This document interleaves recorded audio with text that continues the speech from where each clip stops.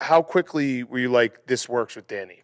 Knowing that it was a little bit forced on you, Yeah. but was there a moment, like even the first time or the second episode, where you're like, oh, this is going to be awesome? It actually happened when he, as part of his contract, he said, okay, I'll do it, but you only get me for 2 weeks to shoot an entire season of the show.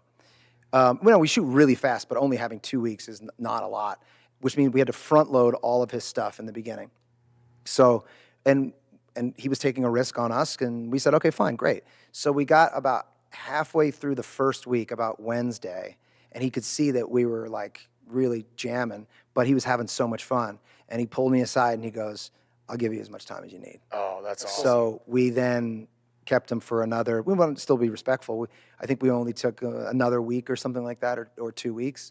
And there was that moment. And then subsequent to that, there was a time in which, maybe episode 3 or 4, he walks in and there was a bunch of space that we didn't realize was there. And I said, okay, when you come in, you'll just have some space before you get to the next line. So just say whatever you want. And he said, well, what should I say? And I said, you're Danny DeVito, man. I want you to say whatever you want to say. And he said, here, come in for a second. I said, what?